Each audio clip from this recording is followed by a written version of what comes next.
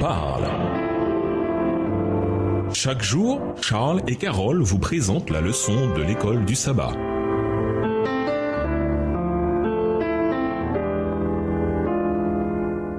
Bienvenue dans votre émission Dieu nous parle. Nous voilà au vendredi 1er juillet. Pour aller plus loin, lisons ces autres passages sur la restauration à l'image de Dieu. Romains 8, le verset 29, Colossiens 1, le verset 15, Colossiens 3, les versets 9 à 11, 2 Corinthiens 3, le verset 18 et 2 Corinthiens 5, le verset 17.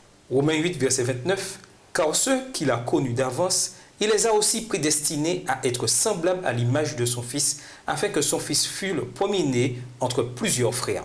Colossiens 1, le verset 15, il est l'image du Dieu invisible, le premier-né de toute la création. Colossiens 3, verset 9 à 11. Ne mentez pas les uns aux autres, vous étant dépouillés du vieil homme et de ses œuvres, et ayant revêtu l'homme nouveau, qui se renouvelle dans la connaissance selon l'image de celui qui l'a créé. Il n'y a ici ni grec ni juif, ni circoncis ni incirconcis, ni barbare, ni scythe, ni esclave, ni libre, mais Christ est tout et en tous. 2 Corinthiens 3, le verset 18, « Nous tous qui, le visage découvert, contemplons comme dans un miroir la gloire du Seigneur, nous sommes transformés en la même image de gloire en gloire, comme par le Seigneur l'Esprit. » 2 Corinthiens 5, verset 17, « Si quelqu'un est en Christ, il est une nouvelle créature. Les choses anciennes sont passées, voici, toutes choses sont devenues nouvelles. » Nous vous invitons à lire dans le livre « Patriarches et prophètes » les chapitres « La création, la tentation et la chute et le plan de la rédemption » aux pages 21 à 48, écrits par Ellen G. White. En tant que peuple, nous avons été appelés par Dieu à œuvrer en faveur des autres, pour le bien des autres, à montrer aux autres les promesses d'espérance et de restauration que nous avons reçues en Jésus.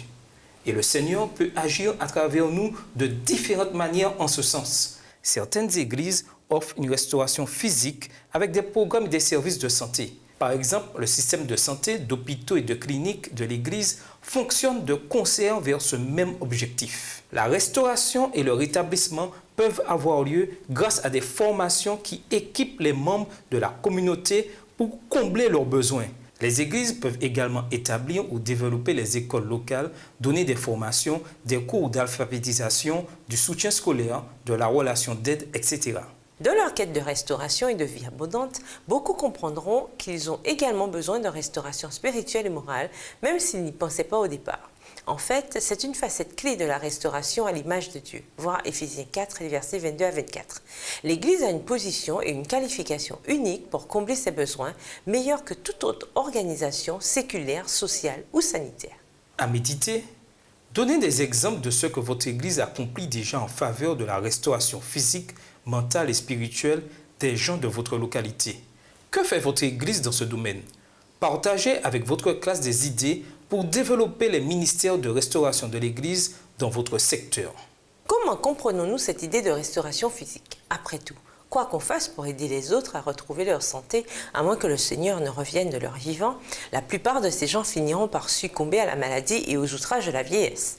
Pourquoi est-ce une preuve supplémentaire que la restauration totale ne peut avoir lieu qu'après le retour de Jésus? Que signifie être restauré à l'image de Dieu dès aujourd'hui?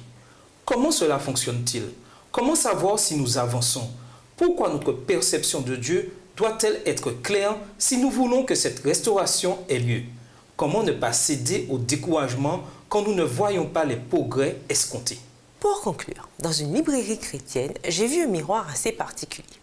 De loin, on dirait n'importe quel autre miroir, mais de près, on aperçoit au centre une image ténue de Jésus.